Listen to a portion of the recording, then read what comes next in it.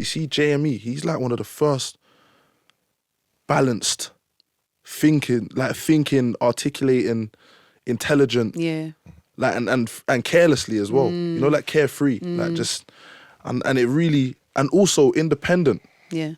In his business, that really like set me on a trajectory of being this novelist guy. Even if you do, right, they're going to be black kids from London. You have to think that someone is looking at that and saying, yeah, nah, it's not happening. Yeah. You can't be more racist than that. I don't mind, like, it's crazy. It might sound funny. I don't mind if someone disses me because of my colour and whatnot. I might even laugh about it because it's maniacal. It's a joke. Yeah. You know? Well, to me, I don't take them things serious. But if you actually systematically try to stop me from making money, it's crazy. Because I'm black, like that's another level of like rage. Do you know what I'm saying? Much of the joy of music is about people coming together to experience it, whether at parties, clubs, concerts, or festivals. But what about when that communal vibe is actively attacked and denied by the authorities due to the colour of the skin of those coming together? The racial politics of the dance floor is no joke.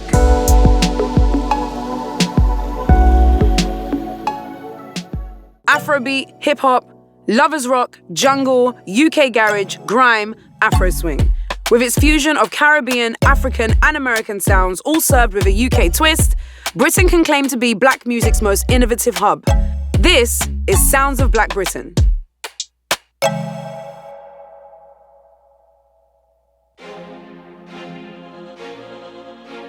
Whether it's drill artists being banned from performing, grime events being shut down, negative media stories about jungle and garage nights, moral panic over hip-hop's messages, heavy policing at Notting Hill Carnival, or blues dances being raided, it seems every generation of black music fan has a story about the authorities not liking people coming together and having a good time. To discuss why this is and the role that music and youth culture plays in the racial politics of the UK, I'm joined by Grime MC Novelist and DJ producer and record label co-founder Elijah. Did you come to the Vice screening of Jamie's Form 696 documentary? Did you come, Nov? No. I was in the film though. I got this is like life, innit? Like I can contribute to something and then not get invited. Wait, sorry, they didn't invite you. I didn't even know this event happened. I'm not gonna lie, that is my life story. Okay, wait, let me just quickly give some context then. So, Form 696, Vice made a documentary about it with my brother, JME. At that time when that was being recorded, there were only maybe 3 or 4 people putting on grime events at that time, and I was one. And you were one of them. And I was doing that at a scale that was higher than anyone else that existed on planet Earth at that time. That's so true. And what year was this? This was 2013. 2013. 13? Yeah. I feel like it might have been, I think it's 014. 14. We weren't 13. 14. Which is, can I just say, Nov, the reason why I love you is because when he said 13, I think it was 14. But Elijah 14. Is the date man. He knows dates. But shall I tell you, Elijah, shall I tell you why? Let me tell you something.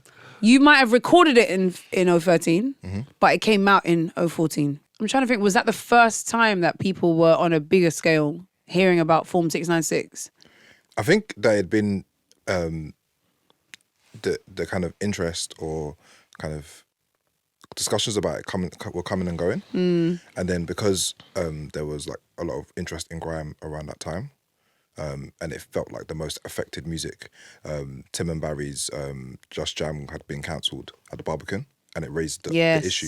Yeah. Because there was a whole bunch of artists. There was Jamie and Big Nasty and a lot of people. When Tim and Barry's event at Barbican got cancelled by the police, it kind of raised the issue again.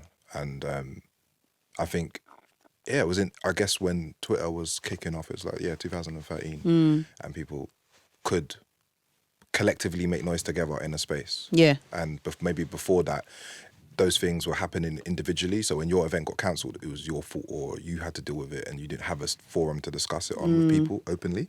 But that was probably the first one major event where people were like, you're at the Barbican, how are you getting cancelled at the Barbican? That was mad. Yeah. When you're in some random club, it felt like, okay, well, that's what happens. But when you're in an institution or a space that people are supposed to feel safe in, or in, you know what I mean? It's not it's not some random club, which I don't think should be held in any less esteem necessarily. It's just the one that caught most people's attention. Exactly. It's funny because at the time, I guess I'm obviously coming from a very privileged place.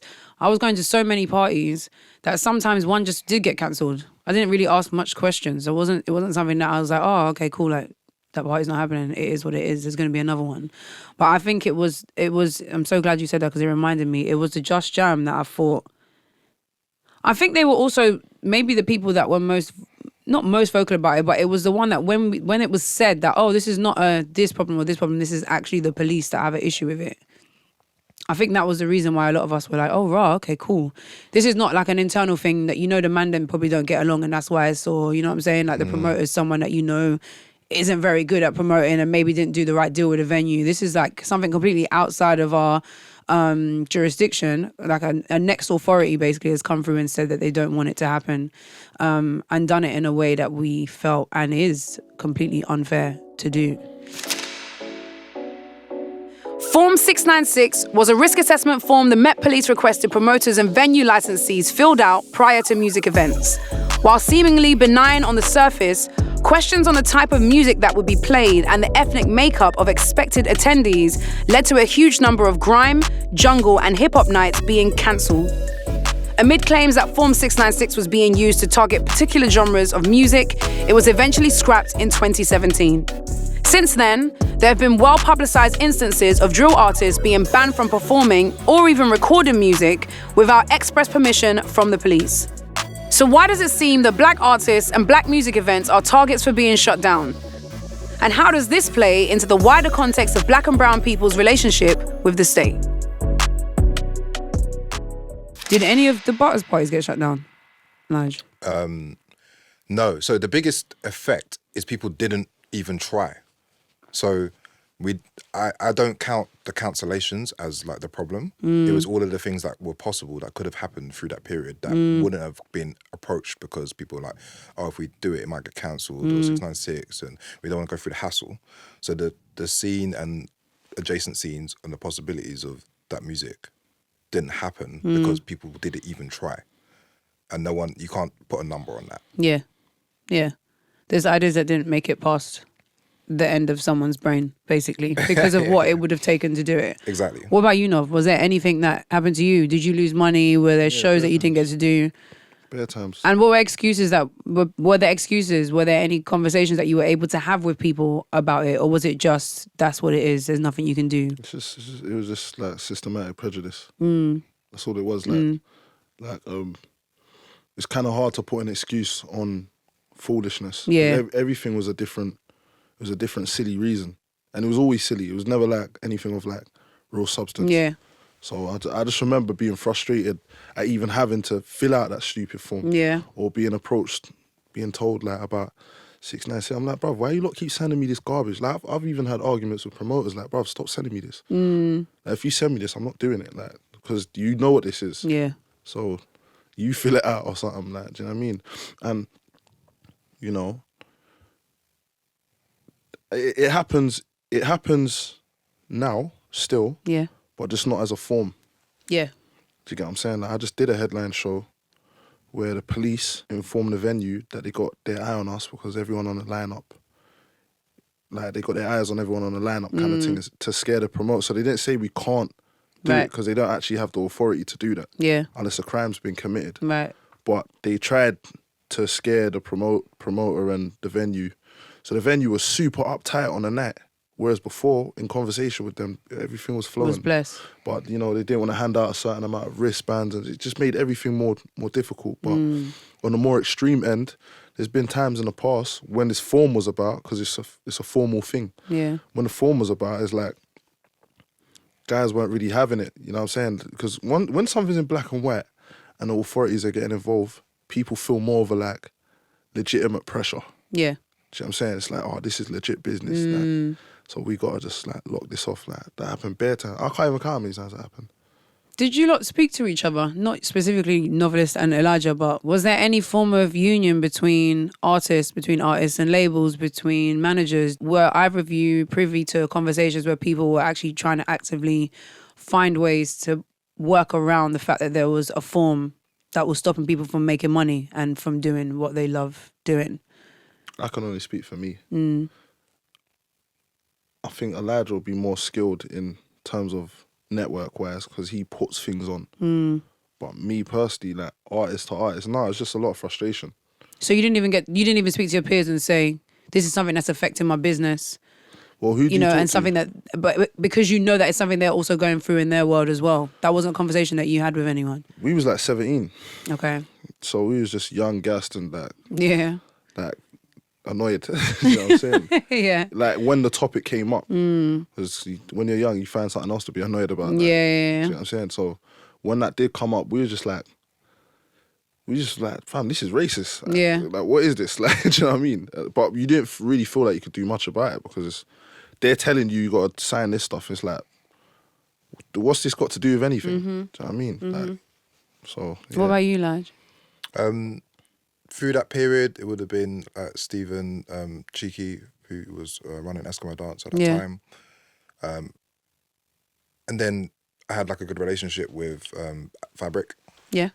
And when we did Fabric, we didn't have to do 696 there. Yeah, Fabric was cool. Why? They were already being monitored heavily. Okay. It's like one of the biggest venues in London. I think where it is, City of London. They're always under pressure from the police, constantly. So I think just whatever was being They housed had there. their own Form 696 they was dealing with from way before. And they're pretty thorough anyway. Exactly. Right. So it's like... Yeah.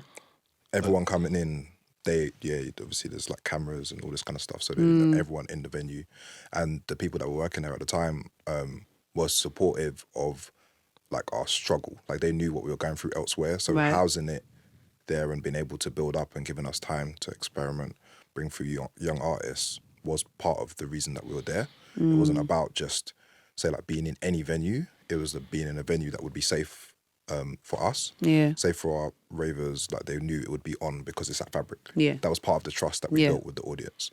And like, Fabric was a buzzword at that time. It was like, oh, what Fabric? Like everyone's excited to go there because you know that you're gonna go there, have fun, and leave, and it's fine. Nothing else. It was definitely a safe space. Yeah, been to many a good party there actually. Yeah, and I guess like as well, like when you started, the police before had on the form where it used to say, oh, what is the like majority race of people that's gonna come, and then they removed that bit, and then I used to hate that. They eventually scrapped the form. It's mad that the question is like, even just saying that is crazy. Yeah. How do you, like, what? Imagine someone said to you, what colour are the people going to be that come to your party? Like, what's the majority of them going to be? Yeah. You know what it is, though. But then the maddest thing is, when you write the answer, even if you do write, they're going to be black kids from London, you have to think that someone is looking at that and saying, yeah, nah, it's not happening. Yeah.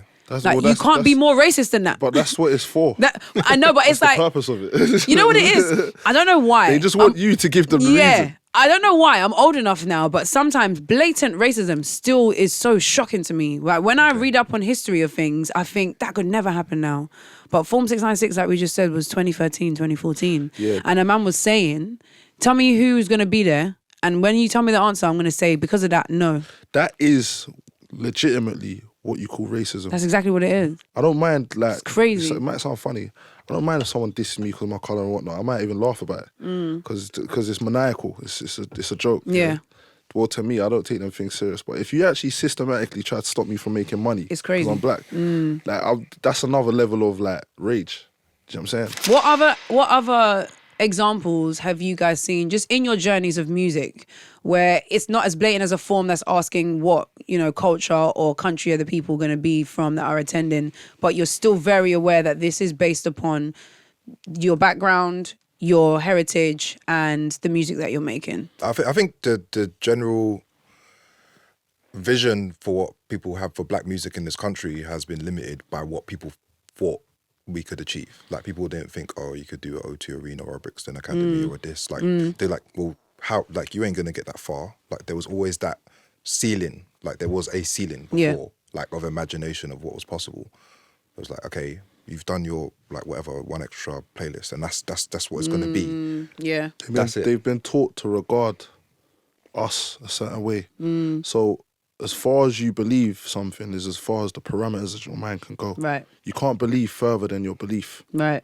So they've already looked at man in a certain position, man, in a certain place in their mind. So I'll give you an example. I remember when I was in college and I've told one of my tutors, I said to him, "Sir, you know, I can't even come in tomorrow, you know, I got Glastonbury." His brother's jaw hit the floor. his jaws hit the floor because you got to remember, a lot of these dudes, they that's what they wanted to do. Right. Very important point to make. You got this little like black youth just come true, like, you know what I'm saying, little attitude and that he's cool and he's talking to you about glass. They don't see that. Right. To them, that doesn't even exist. Yeah. Until you make that something that's apparent in their world, that doesn't actually exist. And to us, that's crazy because man's just another human. Yeah. But systematically, over how many generations, people that look like us have been regarded as like less, or just regarded as people who, I don't know, I can't describe how we're seen by the racist eye because I'm not racist. Yeah. So I don't know how to word it, Yeah. but I just think it's a disregard thing. He might have thought that was his space, like Glastonbury was his space. You know what I'm saying? Oh, that's Yeah, that's what it is. That's it. Yeah, they're like, that's for you. He didn't even congratulate me. There you go. Yeah. I think he even said, "Shut up." Yeah. Really? Yeah, you know that shut up. Like Oh, okay, right. Like that disbelief, like I can't believe. Like- Yeah, you're lying, basically. With people's ambition, and you should just believe everyone. If they say that's what they're gonna do, I've seen enough people, Novelist is one of them, say I'm gonna do this and then do it. Yeah. And beyond Yeah. what they expected. Yeah. So now when I'm meeting young artists and they say something to me that's way outside of my intelligence level or expectations of them, I go, yeah, actually, you should do that. You should do that. Yeah, do that, innit? Like, if you believe you can, go for it. Then you might as well, innit? Yeah. Because I don't believe I can, otherwise I would have tried it. I had a conversation with Wretch Free too. We were talking about, it was quite a deep conversation to be fair in terms of where it went. But we were talking about, specifically about people making money on YouTube and how, I'll give you the backstory of it, how certain companies will block keywords so that their adverts don't end up on videos from certain genres of music. And I think it was 2021, the stat was that hip hop and grime music was the most streamed genre of music on YouTube as an entire platform. But people weren't advertising on the videos. So if you think about Body, for example, and the remix of Body, racism. Well, you can't hear what Novelist just whispered, racism.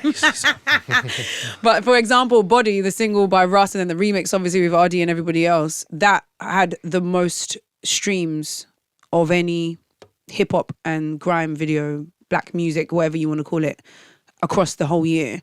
And because keywords had been blocked, so if you're an advertiser, for those who don't understand, if I am a brand, my brand's called Julie, and I've got adverts that are just going to be automated onto YouTube, I can put in words to make sure that my adverts don't end up on specific things. And so people put in things like grime, they write hip hop, they write lesbian, they write gay. There's certain keywords that they'll just put in to make sure that the advert for my hair care line does not end up anywhere near that. And it was interesting because it ended up being that Ed Sheeran can have a video and Harry Styles can have a video that maybe streams half the amount of a grime or hip hop video, but they're still going to make more money from that video and from the streams that they're earning. It's the same thing. Purely because people don't want to advertise on black music. And for me, it was mind-blowing because it was an example of there isn't a form that you have to fill in necessarily that's really blatantly telling you that you're not going to make lots of money. But in every avenue, whether it be in your live music, whether it be in the digital output that you have on your actual music that people are streaming, racism or this aversion to wanting to be associated with blackness and black music actually affects the livelihood of artists. And when we talk about seeing, you know, our peers doing different things and the doors opening up more and more, it's still quite disheartening to know that there are, you know, these sort of things that are happening around the outside that a lot of people are probably not even privy to, but that are directly affecting the pockets of artists and then directly affecting the opportunities that they have. Well, that's the point. Yeah. And their ability to reinvest. Right. So like That's the main point. Yeah. Like when That's the main point. You know, if things were as open as they are now when I started, then like all things considered, like if I had the same lifestyle that I do now, I would have been able to just reinvest all the profits into other young artists that were coming through. I didn't have the facilities to support Novelist because I was trying to keep our thing afloat. No, but you actually, do you know what's crazy? You still did? As much as you did, counted. Yeah. And that's what our people go through. Like, we do what we can and make, like, every mickle makes a muckle. Yes. Like, we turn what we got into something bigger. Yeah. Do you get what I'm saying? Obviously, I know you're talking on a scale, on a mass scale where you can actually directly invest in different projects and whatnot. But that's where we're at now. No, but you'd be so surprised how many people, whether they know it or don't know it, you know, subconsciously and consciously, have that person on their shoulder where they're constantly thinking about what everybody else and what everything else is before they think their own thought. Sounds like the devil to me. In some worlds, in some worlds it is. In some worlds it is. It's hard. Like, it's hard to be an independent thinker. Exactly, it really is. And I've always said this about you. It's something that I've really enjoyed. Sitting and watching music, and I don't mean to sound like an old person, but sitting and watching artists come through in music for 10, 15 years now, there's always a great feeling when you see something that you know is going to change the path that's already happening. And not because you're like, I want the exclusive to know, you know, I want to say that I said this person was the best before everybody else, but it's more about the beauty in music has always been that somebody changes the path of it. Well, I'll tell you a little secret, yeah? Oh, thanks. And it actually pertains to you as well. Oh, really? Yeah, like, you see, when I was little, yeah, I only standardly listen to Grease.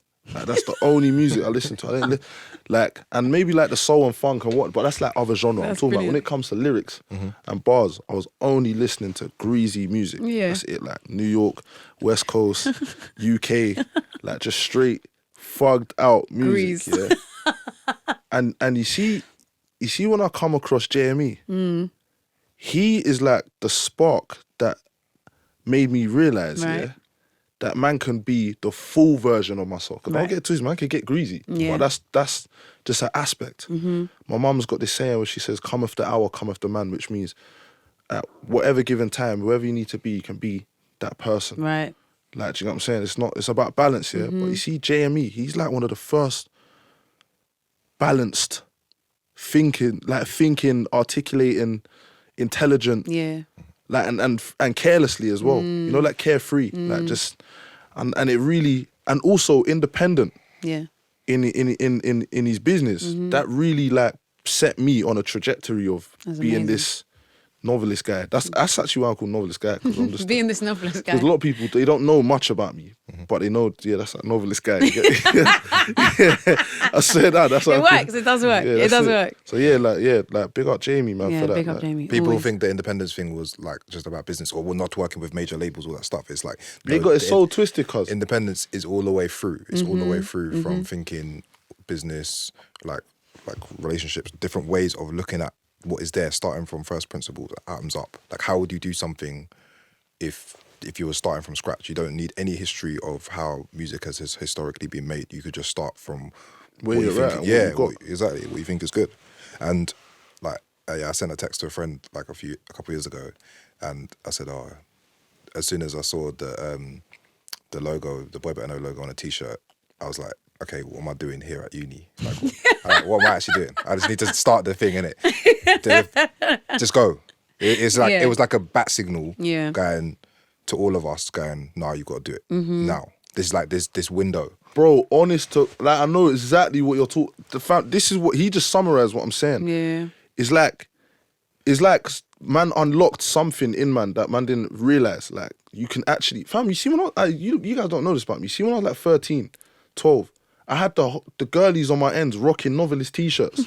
But if there was no Boy Better Know, that wouldn't even have occurred in my thought process. If there wasn't like a brother showing that you can do your own thing, you wouldn't even attempt to emulate that.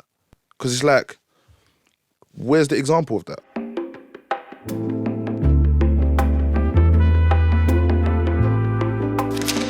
Whether it was restrictions to specifically curtail so-called coloured immigration by UK governments in the 1960s, uprisings against police brutality in Brixton, Tottenham, Birmingham, Bristol, Leeds and Liverpool down the years, disproportionate rates of school exclusions and stop and search, higher levels of unemployment and lower levels of health incomes, or the Windrush scandal, in which people, largely from the Caribbean, who immigrated to Britain as children in the 1950s and 60s were falsely told they had no right to reside in the UK and were kicked out of the country. All these things and more have been reflected in the content of Black British music and culture, and have been the backdrop to the powers that be's response to it. One of the comparisons that I always like to draw between the US and the UK is leadership. Not in music, in the world. Leadership in politics, leadership in ownership of businesses, and how it's absolutely justified as to why it is that way in terms of the history of Black people in these different spaces. But I've always wondered what Britain would look like and what Black British music and where it would be if we had more Black leaders in politics. Do you think that do you think there's any link between that? Do you think that we have more Black music because there's less leadership? Or I just always think, what is the link between those two things? I think things are very bureaucratic anyway, especially in music. So I don't know how that would look, if I'm honest with you. But I'd more be concerned with legality. In what way? Rather than leaders, like lawyers and. Oh, okay. Do you get what I'm saying? Yeah, more people that understand. Yeah. Our overall culture and the subsidiary Black cultures. Yeah. To like translate that legally in a way that would be beneficial to the people. To the people. Because yes, you're gonna get a lot more done than a guy standing up on a podium promising things. Yeah. You know what I mean? Like, that's real. Have you seen the jargon in the House of Commons? Of like, I used to love watching John Burko just for like bants. Just for a breakdown. Order. Like them man, I found them man are basically clashing. They're clashing. No, with Who's got this bar? They it's are. Jamie, yeah, and he says like something about the House of Commons. I remember him saying like Charles Kennedy will Strapper 16, Tony Blair back his team. Yeah, what's that again? That's what they're Blind. doing. Is it Blind? Yeah. They literally, I watch it. It's like watching a rap battle. Yeah. But just like in a legalese. In a legalese that we don't necessarily commonly speak. Like, right. I'm a man of words, so I know what they're talking about. Yeah. I'm catching jokes. I'm like, well, you lot are really just dissing You're dissing each other, In the name of the law. Like, in the name of the law. That's real. That's what you lot are doing. It's real. That's real. More It's Black very people true. in that spaces. I don't know. We'll get super creative with the slewing. Yeah. It's a super creative slews. But I'm more concerned about building the infrastructure. And maybe we could have Black leadership in that, right? But I'm not even concerned per se about Black leadership. I'm more concerned about righteousness, like morality, like what is right and wrong. Because I do believe that some things are not subjective. So if there's a restoration of right and wrong when it comes to like how you actually deal with each other, then I think immediately the bar raises. Immediately. All right, let's wrap up with this then. I've got two questions. So first is, I'd love to hear the song for you guys coming out of Black British music that is the song that has the message. You know how when you was listening to Bob Marley and you was like, this message can go forever and ever and ever. What's a song from a Black British artist that has a strong message about who we are and what our culture is? Why are you looking at me? Because we know you wrote one of them. I know you've got one. I know you got one in your discography that works for that. I've got more. I've got loads.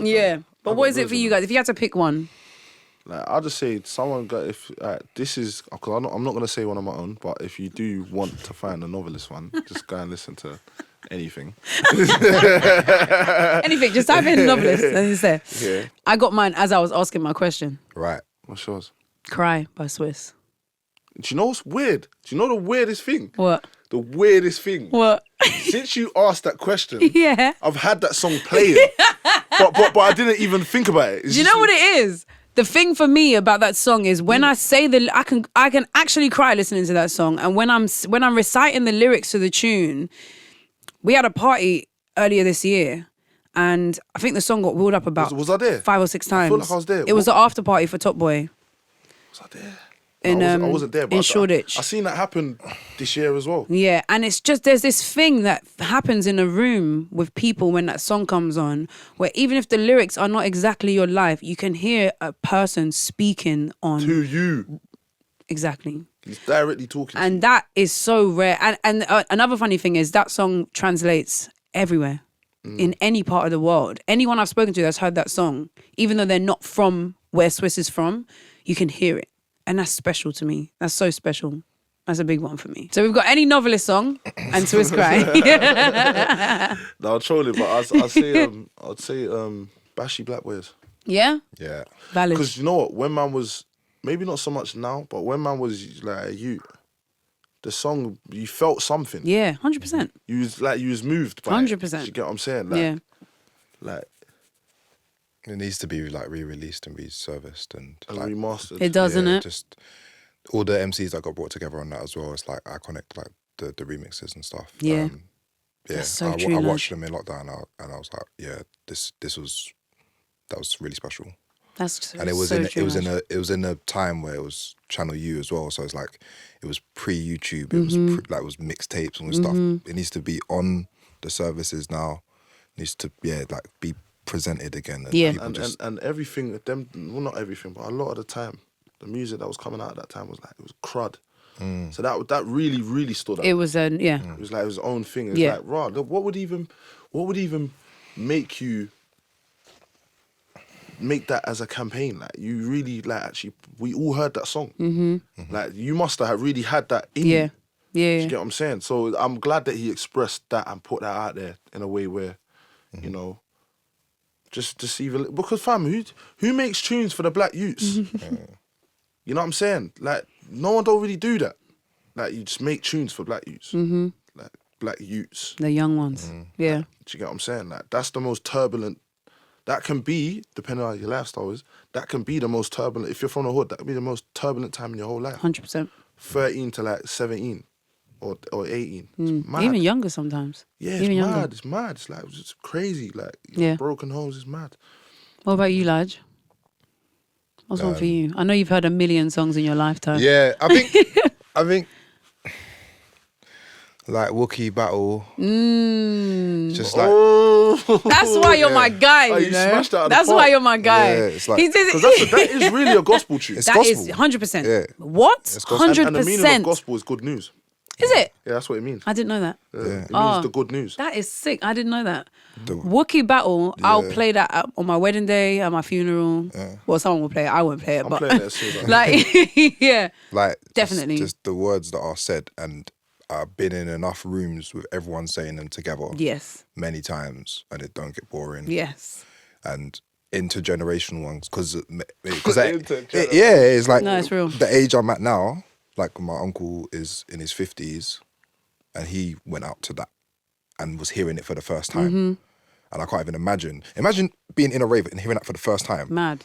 Yeah, mad. It's mad. That's crazy. The spirit. Yeah, even And then you it goes saying into that, crud. my uncle saying your uncle was in a party and heard that for the first time. Yeah. Your uncle. Yeah, It's like, yeah. what a song. Quick one. This is quick. Don't think too long on this one. I just want to hear, because we were talking about parties, we're talking about our experiences in performing, whether it's wherever it is in the world. I just want to hear just one memory of a party that you'll never forget. My favourite, like, for the Butters raves, I guess my favourite one is, I did one with Jamie, actually, in 2012, and 96 Fuckeries had just come out. And he performed in a crowd in a onesie. Especially, he's talking about being an individual. It's like, we were just we were ramping up the thing in Butters, and had our first kind of big crowd, 800 people, which was big for that time.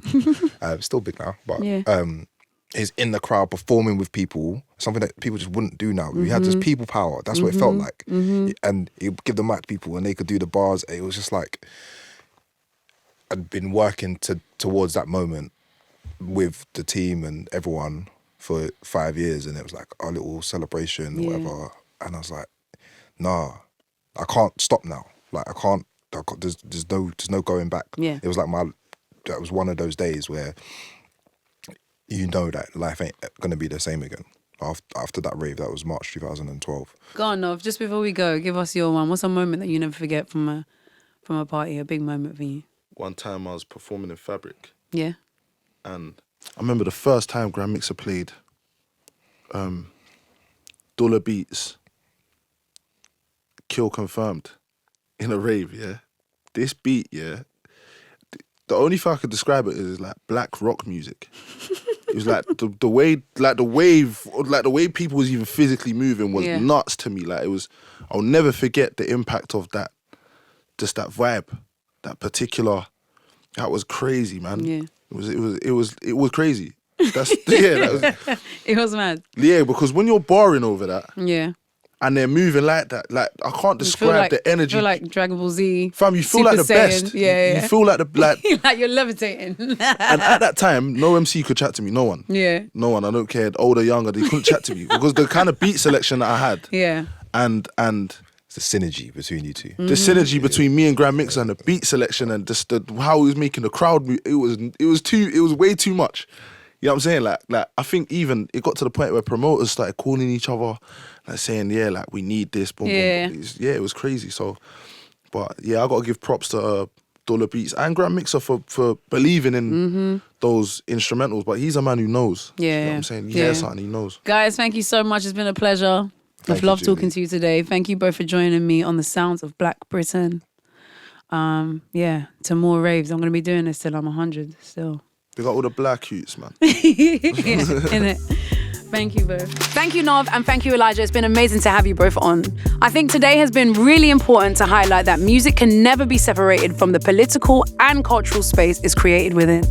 This is especially relevant to black music genres due to the complex, challenging, and sometimes precarious places that Africans and Caribbeans exist within the UK.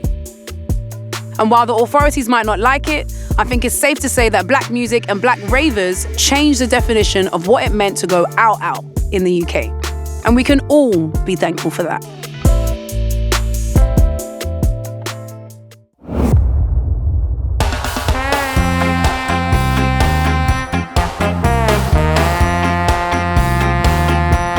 Next time on The Sounds of Black Britain, we'll be looking at one of the earliest and most influential black sounds in the UK. Join me then as we look at the power of ska and the undeniable impact it made on British working class music, fashion, and youth culture. I'll see you then.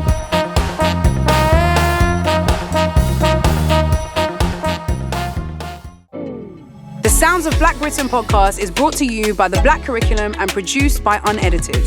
Presented by me, Julie Adenuga. Our executive producer is Andrew Spence. The series producer is Sifa Inchi.